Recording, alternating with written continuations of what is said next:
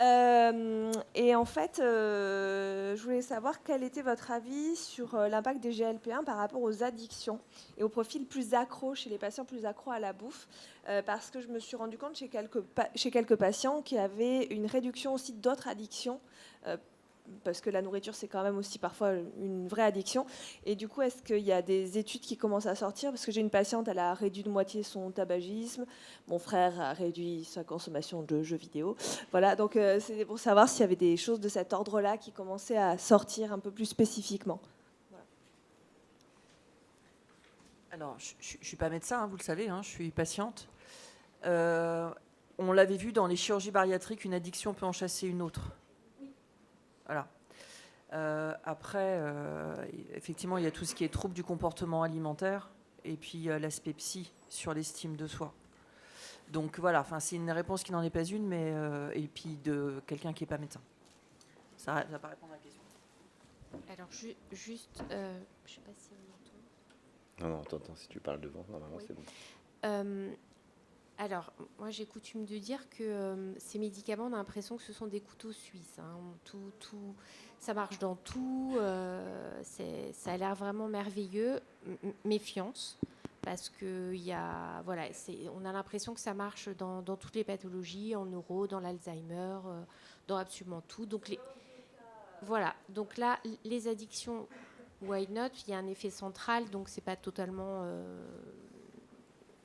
déconnant de se dire que peut-être il y a un effet chez certaines personnes, mais bon, on manque encore un peu d'études, mais vraiment, je pense qu'il faut avoir beaucoup de recul sur tout ce qu'on entend, tout ce qu'on voit, et ce qui s'observe à l'échelon individuel n'est peut-être pas reproductible sur beaucoup de personnes. Donc voilà, peut-être ça marche très bien, effectivement, en réduction de certaines addictions, peut-être que ça en génère d'autres. On ne sait pas, mais d'une manière générale, il faut avoir du recul sur tout ce qu'on lit et sur ce qu'on entend. Une des critiques qui a été faite à l'épisode de South Park, justement, sur le traitement de la crise Ozempic, et d'avoir considéré ces médicaments-là comme des drogues, avec des gens qui se réunissent et qui l'utilisent comme un cercle addictogène, etc. Et c'était intéressant de voir que dans la satire, ils allaient jusqu'à transformer ça comme une forme de drogue. Une autre question ? Anne-Laure Navarrete, je suis médecin généraliste dans les Deux-Sèvres, dans une zone rurale. J'ai été amenée en consultation à discuter avec des patients en situation d'obésité, de leur prescrire ce traitement, et on a discuté du coût. Et donc, 200 € par mois, c'est pas possible en fait pour tout le monde. Et je me dis que le non-remboursement en fait aggrave les inégalités sociales, puisque ceux qui vont pouvoir se payer ce traitement, c'est peut-être pas non plus les patients les plus cibles, parce que c'est pas ceux qui sont en précarité sociale qui ne peuvent pas mettre 200 €. Voilà. Donc je voulais savoir, est-ce que ces leviers-là sont discutés auprès de nos autorités sanitaires, au-delà du lobbying pharmaceutique, vraiment. Je pense que c'est quelque chose qu'on a fait remonter, nous, et dont on a eu conscience très tôt, et on n'était pas d'ailleurs forcément ravis qu'ils viennent. Ils ont lancé leur commercialisation comme ça d'un seul coup, et on aurait préféré attendre qu'ils soient remboursés. Mais compte tenu de la population cible, donc si c'est 10 millions de patients, je pense que la collectivité aura beaucoup de mal à prendre en charge l'intégralité du remboursement. Et je ne présage pas des discussions qu'il y a actuellement et du résultat. Franchement, j'en ai aucune idée. Mais je me dis c'est assez peu probable que quand il aura un remboursement, ce soit strictement dans le cadre de l'AMM. À mon avis, ce sera plus restrictif que le cadre de l'AMM. Ce sera probablement peut-être réservé à des IMC supérieurs à 35. Donc je pense qu'il y aura un crantage et qu'il y aura de toute façon des oubliés dans le remboursement. Si je peux donner la version effectivement patient, complètement d'accord avec Isabelle.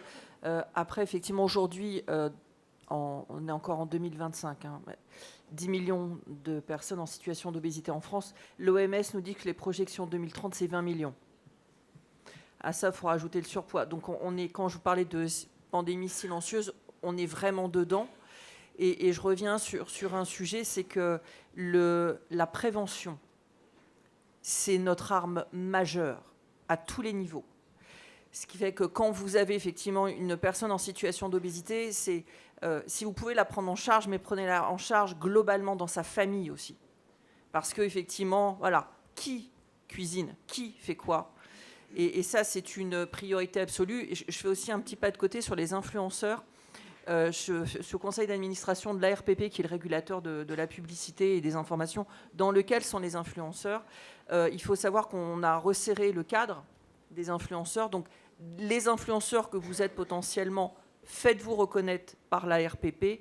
Et sachez qu'effectivement, il y a du pénal là-dessus, au travers du conseil paritaire de la publicité. Et on resserre violemment les boulons aussi sur tout ce qui est TikTok, Meta, Snapchat, Google. Ça, c'est via la charte ARCOM. Voilà.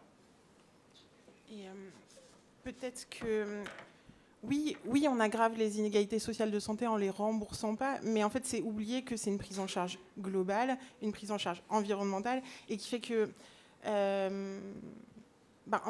prescrire des analogues du GLP-1 à quelqu'un qui va manger une fois par jour du McDo, est-ce qu'on va être efficace, quoi? Je sais pas. D'où la pluridisciplinarité, hein, vous avez compris. J'ai pas encore mon litre de café dans le sang. Donc ça, c'est impératif. Et puis l'histoire du vie du patient, en fait. Un trauma physique, psychologique, enfin tout ce qui va bien, c'est... ok. Ouais. Bonjour, Mehdi Aterekouya, scientifique universitaire à Sorbonne Université et formatrice sur la thématique de l'obésité.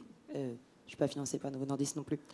Dans votre présentation, il était noté que le Wegovy, il était recommandé de l'associer à un régime hypocalorique, ce qui m'a beaucoup surprise, puisqu'on essaye de plus en plus de faire disparaître ce terme. On sait qu'il aggrave les TCA, qu'il entraîne des modifications du tissu adipeux, qui favorise la reprise de poids ultérieur, qui fait perdre de la masse maigre plutôt que de la masse grasse. Donc, ça m'a un peu surprise, sachant qu'en plus, le docteur Charton et Mme Joly ont bien dit que dans une certaine IMC, c'est pas dans l'intérêt des patients-patientes de recommander ce type de régime-là.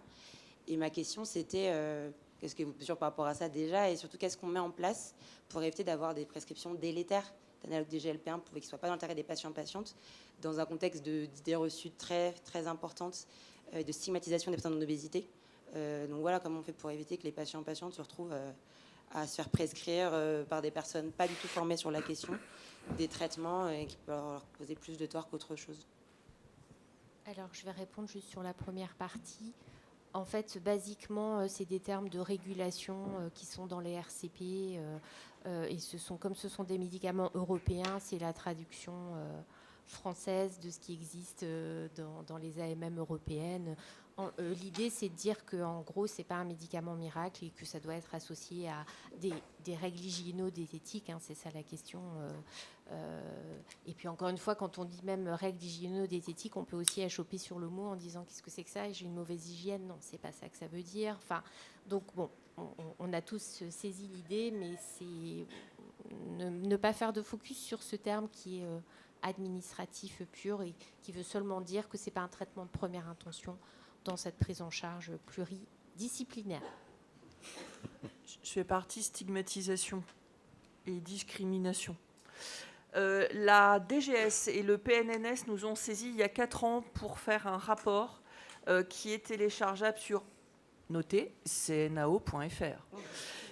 Téléchargeable gratuitement. Il y a 2 ans et demi de travail, il y a des auditions, il y a plein de recommandations à plein de niveaux. Il a été remis au ministre au mois de mars sur les premiers états généraux de l'obésité à Salle-Larocque au ministère de la Santé. Alors, moment pub, qui était donc alors ça, c'est pas la pub, c'est sur le haut patronage du président de la République. On fait les états généraux numéro 2 le 4 mars prochain au ministère de la Santé. Et là, on est sur une vue, j'ai envie de dire, à 360 degrés. Donc, si vous voulez vous inscrire, là, c'est la minute pub, vous mettez sur LinkedIn et vous tapez Anne-Sophie Joly, il y a le lien d'inscription sur l'un de mes posts. Les places sont limitées, donc n'hésitez pas à vous faire plaisir. Le rapport, il est à disposition, il y a plein d'infos qui sont dessus, vous pouvez le faire. Le deuxième point, c'est que votre positionnement en tant que professionnel de santé, il est colossal. La nature n'aime pas le vide. Si vous ne prenez pas vos marques sur les problématiques d'obésité, c'est la porte ouverte à du tout et du n'importe quoi, tout ce qu'on ne veut pas, nous, au niveau des patients. Donc, pitié, j'ai envie de vous dire, et s'il vous plaît, allez-y. avancer. Je reprends les propos. On ne peut pas tout connaître. Mais moi, je préfère largement, et j'ai déjà eu un entretien avec un médecin une fois qui me dit « je ne sais pas ». Je l'ai regardé, je lui ai dit « merci ». Parce que je préfère qu'on me dise « je ne sais pas, je me renseigne » ou « aller voir un tel », et plutôt que de me raconter des cracks qui font qu'effectivement la confiance va se rompre. Donc pitié, prenez votre place, ça évitera que les, excusez-moi, je vais être conneries sur Instagram et tout machin se mettent, parce que justement, on attend votre positionnement, on attend votre aide, on attend que vous soyez là auprès de nous, et vous avez la connaissance et vous avez le savoir que les gens sur Instagram, excusez-moi, pour 99% d'entre eux, n'ont pas. Et si les patients, si la population n'a pas ces réponses, elle va aller le chercher ailleurs. Et le vide, il est là. Donc prenez votre place, s'il vous plaît.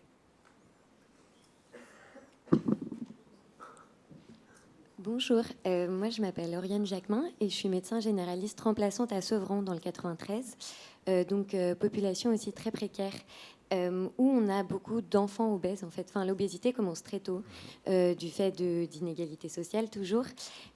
Mais du coup, j'ai cru voir que le sémaglutide pouvait être prescrit à partir de 12 ans chez les plus de 60 kilos et personnes obèses, qui représentent beaucoup de nos patients jeunes en fait. Et je me demandais quelle vraie indication, parce que du coup, on sait que chez eux, l'activité sportive encore, on peut l'avoir, enfin, on peut nous les récupérer, nous aussi, on a de la part remboursée pour la première année chez les enfants, etc.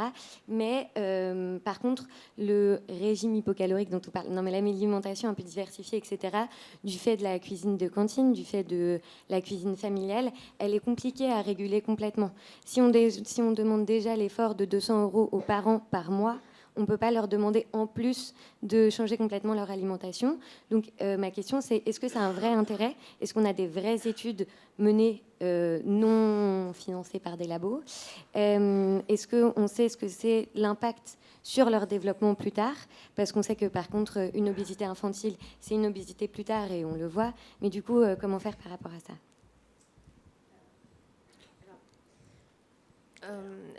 C'est vrai qu'on peut prescrire effectivement à partir de 12 ans. Nous, ça a été une vraie demande à l'ANSM des endocrinologues pédiatres de pouvoir avoir accès à ces traitements. Les arguments auxquels on a été sensible, c'est en fait couper la trajectoire de l'obésité. Si on voit que là, on est sur une courbe exponentielle et que ça ne va pas s'arrêter en grandissant et en modulant malgré tout le mode de vie, ça peut avoir un intérêt pour ne pas laisser un enfant s'installer durablement dans une obésité morbide duquel il va avoir énormément de mal à se sortir.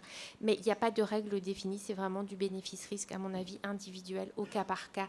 Et si, j'ai envie de dire, malheureusement, il va quand même falloir travailler avec la famille pour essayer de changer ce qui peut être changé au plan alimentaire. Parce que si on continue à faire, je dis n'importe quoi, hein, des fritures, accès libre au placard, au frigo...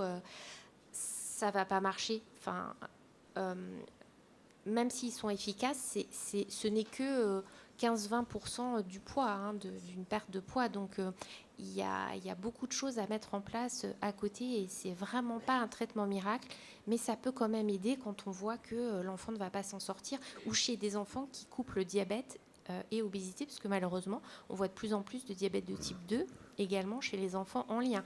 Donc là, ça peut être vraiment, vraiment intéressant. Mais des règles valables pour tous, il n'y en a pas, quoi. Vous le savez, dans votre pratique, c'est éminemment complexe et c'est vraiment l'intérêt de votre métier d'être au quotidien auprès des patients. Et je dirais sur la question de est-ce qu'on a des études non financées, alors moi j'en ai pas trouvé. Est-ce qu'on a, il y en a pas. Et est-ce qu'on a un retour sur les effets à long terme non, ça vient d'arriver, donc non, on ne sait pas. Et donc je dirais prudence, jurisprudence Mediator. Enfin voilà, donc. Moi, enfin, en tout cas, personnellement, je ne prescrirais pas à un enfant. Je laisse ça. Je pense que c'est une affaire de spécialistes. Il y a en plus chez les enfants toute une histoire de dépistage de l'obésité génétique. Alors, c'est 2% des obésités, on est d'accord. Mais il y a une révolution dans l'obésité génétique qui va arriver là, qui s'appelle le 7-mélanotide. qu'il y a un médicament qui rétablit ce qui manque en fait dans l'axe avec l'hypothalamus et qui va soigner des obésités génétiques qu'on n'arrivait pas du tout à soigner et sur lesquelles les AGLP1 n'ont pas d'efficacité. Donc je dirais attention avec les enfants. Moi je mettrais pas le pied là-dedans. Je pense que c'est une affaire de spécialistes. Après, il y a les centres spécialisés obésité. Hein. Ouais. Hein, vous avez les CSO. Hein. Oui, et le REPOP. Ouais. Bonjour, moi je m'appelle Sophie de Ronceret, je suis médecin à Guérande dans le 44. Merci beaucoup pour vos interventions.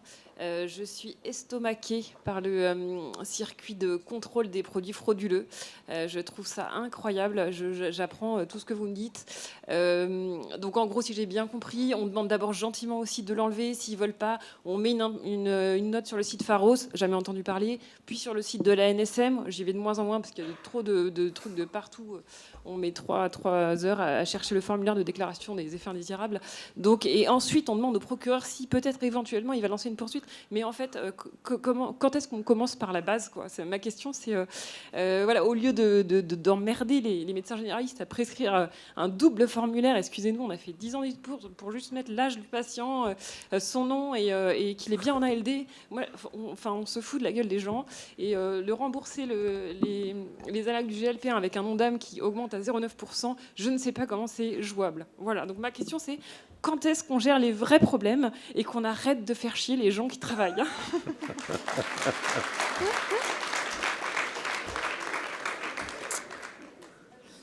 Alors, si je peux juste rajouter un truc, qui est entre guillemets, si je peux appeler ça comme ça. Nous, alors moi, ça fait 25 ans que je milite pour lutter contre le surpoids et l'obésité, donc je fais un peu partie des dinosaures dans le domaine et je suis que patiente. La reconnaissance de l'obésité comme maladie en France. C'est-à-dire qu'effectivement, dans vos cursus initiaux et formations continues, que l'obésité, ça ne soit pas 3 heures facultatives. Que lorsqu'on arrive au bloc opératoire, j'ai été opérée 11 fois, et qu'on dit « je ne sais pas ce que j'injecte et je ne sais pas la dose que j'injecte ». Qu'on me dit « ah oui, mais alors vous, c'est compliqué, je ne veux pas vous prendre en charge ». C'est pas possible. C'est absolument pas possible. Donc, on sait qu'on est des bombes sur pattes. Alors je ne vais pas vous raconter ma vie dès le matin, mais lorsque j'étais enceinte à 43 ans, on m'a dit « je ne veux pas de vous dans mon service ». Je ne veux. C'est excessivement compliqué. Donc, je comprends qu'effectivement, oui, je comprends vos propos. Moi, ce que je veux depuis très longtemps, c'est que l'obésité soit reconnue comme étant une pathologie en France. Que ça soit dit au niveau, j'ai envie de dire, professionnel, mais également au niveau de la population. Qu'on n'en est pas dans l'esthétique. On n'est pas pour rentrer là dans une espèce de robe ou de pantalon sur taille 36. C'est pas ça qu'on veut. Je suis d'accord. Alors, ça se voit peut-être pas comme ça, mais je suis d'accord avec vos propos que vous avez dit au micro là. Au cas où il y avait un doute. Maintenant, c'est comment on peut travailler patients, médecins, ensemble. Et effectivement, faire en sorte, parce que là, on parle de trouver une solution la plus adéquate pour les patients, mais il faut aussi qu'on n'en arrive pas à ce problème de surpoids et d'obésité. Et là, la prévention et l'information, elle est colossale. C'est-à-dire qu'il faut prendre la problématique à 360 degrés. Ah, mais j'ai une cible, hein. Bien sûr. Là.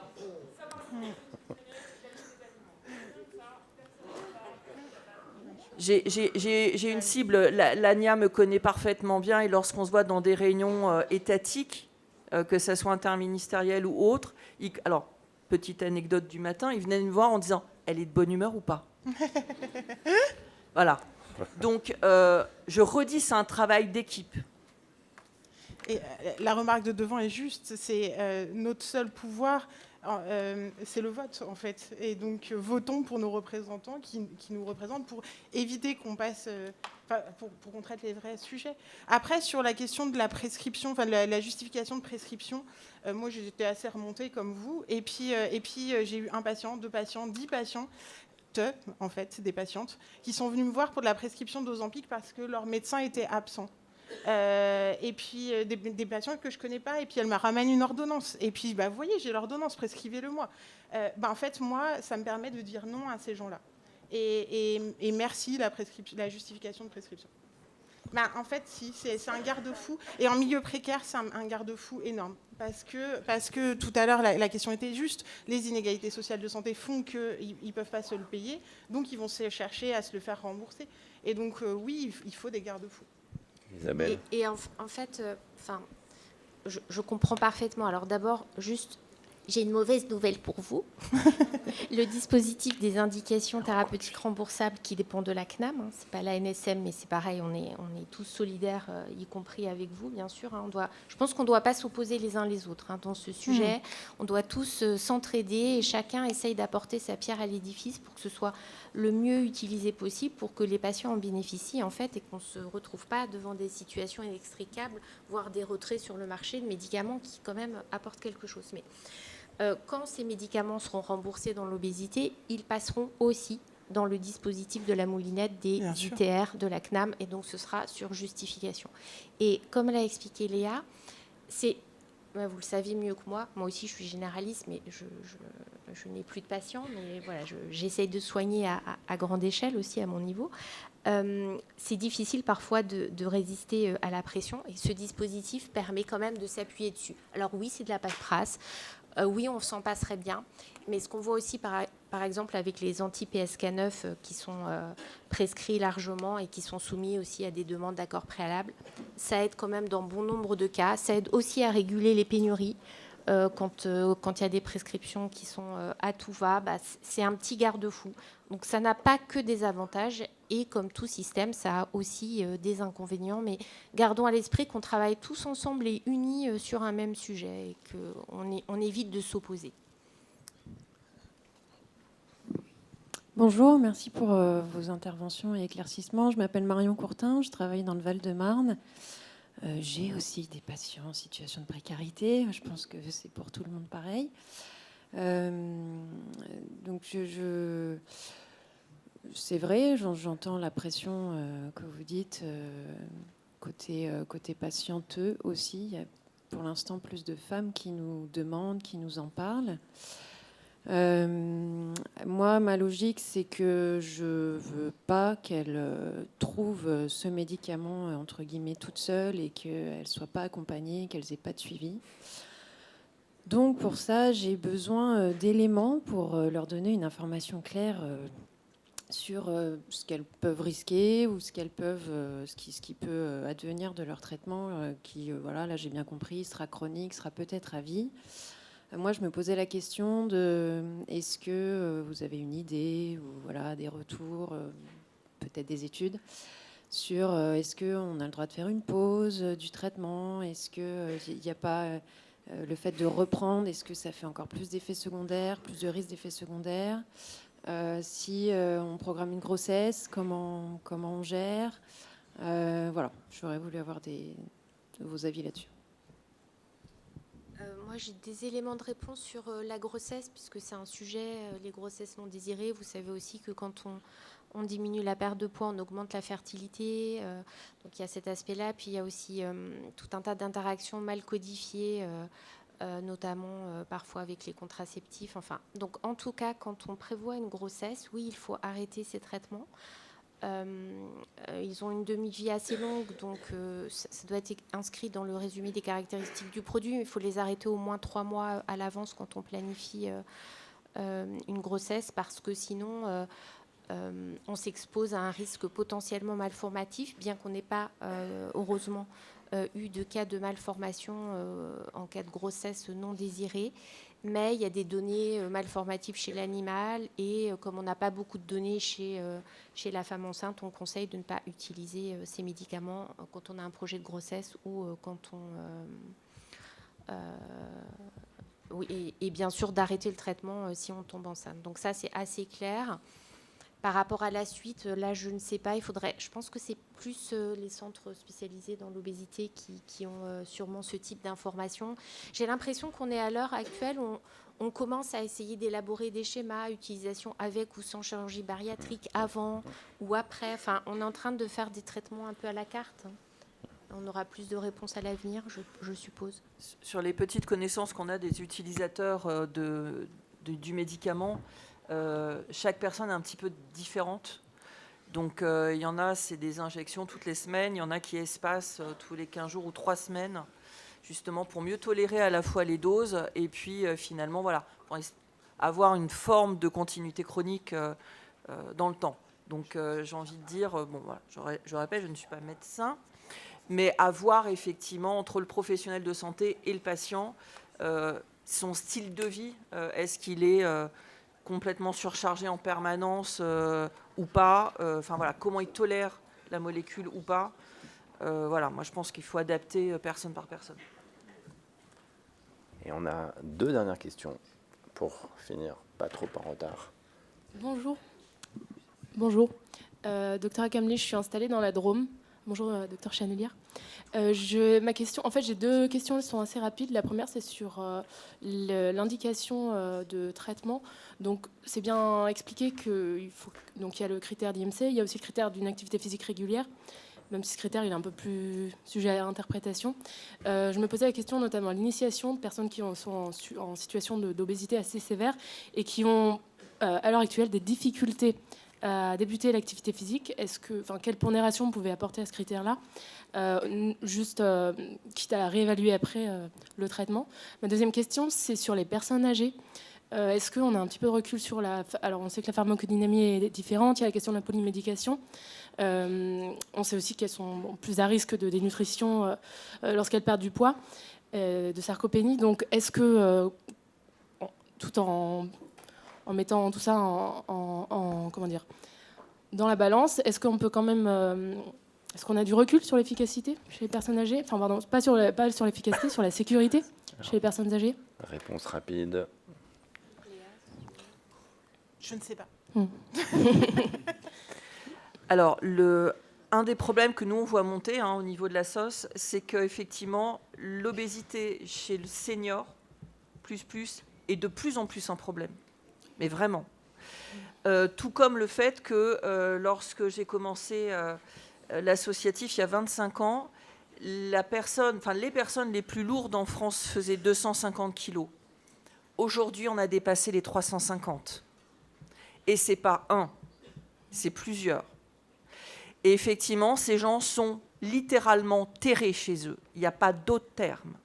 C'est-à-dire que pour pouvoir les sortir de chez eux, il faut soit casser les portes, casser les encadrements de portes ou passer par le balcon avec un monte-charge. Donc les gens ne sont plus identifiés et sont littéralement terrés chez eux avec plus aucun médecin qui vient les voir. Ça, il faut le savoir parce que nous, ça nous remonte. Les personnes en situation d'obésité, du sujet âgé, c'est un véritable sujet. C'est un des sujets qu'on a mis des États généraux 2026 sur la table. L'autre sujet, c'était quoi ? C'était sur l'activité physique. Ah, alors l'activité physique. Alors moi, je propose un truc, le truc un peu bête. C'est s'ils ont un téléphone ou une montre connectée, le fait de bouger, à commencer par bouger et à commencer par marcher et voir au fur et à mesure la progression. Parce qu'effectivement, le truc très très très bête, mais les chevilles, les genoux, les hanches. Donc la remise, j'ai envie de dire en mouvement, je ne parle même pas d'activité physique, la remise en mouvement avec des objectifs peut-être simples mais atteignables pour pouvoir gagner en estime de soi en se disant « j'ai réussi à faire le tour du pâté de maison une fois ». Ça paraît bête, mais c'est tellement, tellement important. J'ai réussi à faire 2 fois le tour du pâté de maison et ainsi de suite, vous crantez au fur et à mesure. Ça, mais du coup, de façon pratico-pratique. Non, il y a quelqu'un derrière, je suis désolé. Non, mais la question, c'est est-ce qu'on peut quand même envisager de l'introduire s'il n'y a pas d'activité physique vraiment à l'introduction, en imaginant qu'elle va arriver en termes de remboursement. C'est global, je pense que... Moi, je le ferai, mais je ne suis pas médecin. Ok, d'accord. Dans une approche motivationnelle. Le problème de l'activité physique, c'est que, en fonction du poids, les attentes d'activité physique ne seront pas les mêmes, donc on n'a pas de réponse uniforme. Quoi. Ok, merci. Et une dernière réponse à une question courte. Bonjour, je suis le docteur Lepage Mathilde, je travaille à côté de Rennes. Merci pour votre présentation. Ma question, c'est simplement sur quelqu'un de jeune, est-ce que vous préférez ou est-ce que vous orientez plutôt vers la chirurgie bariatrique ou vers ce genre de traitement qui sera peut-être à vie ? En 3 lettres. Prise en charge globale, pas de réponse univoque. Merci beaucoup. Alors, à toute moi la j'aurais salle. tendance à dire commencer par le plus light. Commencez Anne-Sophie. avec le plus light avant de passer à la bariatrique. Oui. Et Merci. commencez par une technique peut-être légère avant de passer à la bariatrique. Et regardez l'histoire des gens. Moi, je voudrais juste vous dire un truc. Prenez soin de vous. Merci beaucoup pour ce sage conseil. Et les débats vont continuer pendant le congrès. Merci beaucoup.